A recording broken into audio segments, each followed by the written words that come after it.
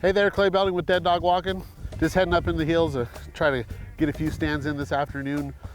But it made me think. I get a lot of questions about what I bring out on stand, so I want to take this opportunity to go over the things that I take out on stand. Maybe it'll help you out in the future when you head out into the field.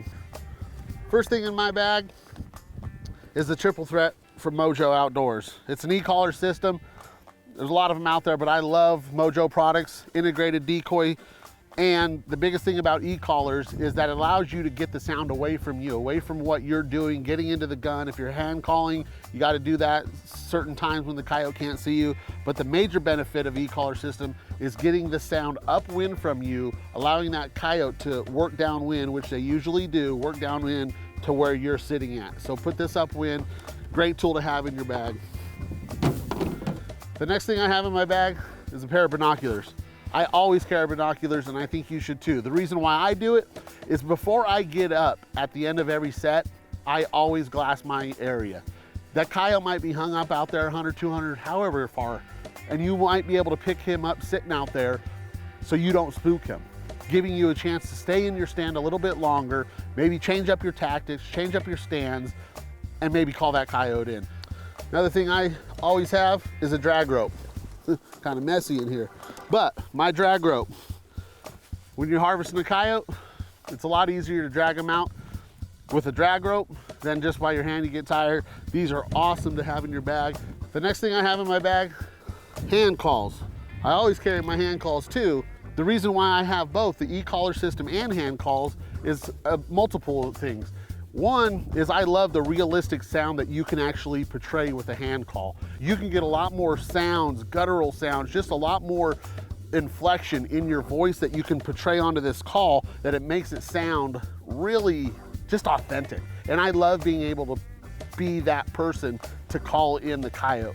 Another thing that's good about it is I use it in conjunction with the e-collar, meaning is if the e-collar is maybe doing a howl sound, or some type of coyote vocalization or a bird sound, I'm distressing sound on the hand calls and go back and forth between the two, piquing that coyote's curiosity, making him want to come in even more.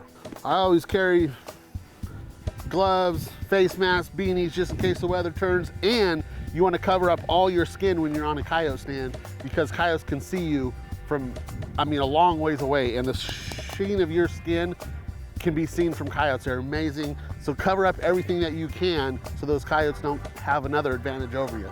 Let's see what else. Headlamps. I always got headlamps in there in case on that last stand you're walking out in the dark and first thing in the light. Some knives. Of course, got to have some knives. I always use a multi-tool and a regular blade. I always have with me. Let's see. Of course, some ammo. My ammo is Federal. It's a 55 grain bullet. I love that round, and I love that load at 55, that weight, the 55 grain. It seems just for me to be perfect. It's not too big that it's not gonna rip a hole in a coyote, ruin your fur, and it's not too small to where if you hit a coyote, they're gonna run off and you might not ever find your coyote. For me, the perfect round is the 22-250 55 grain nozzler. Let's see here. Of course, shooting sticks, always carrying stand. You have to have shooting sticks. Yes, you can make offhand shots, but when a coyote, it's truly amazing how small a coyote's kill zone actually is. So you have to be steady. Good pair of shooting sticks is what you need. Seat, I always carry a seat, always on stand. Coyote stands can last 20, 30 minutes, even longer if you get into a bobcat stand.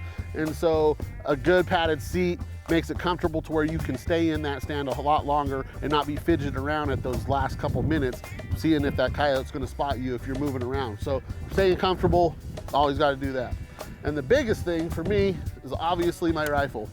Savage Model 10 22-250, my favorite gun by far. It comes in this awesome camo. It's Max 1 from Real Tree.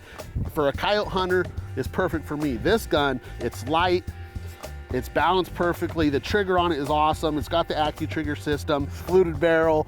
It's awesome. It's killed a lot of coyotes, and you'll never see me on stand without this gun right here. That's what's in my bag.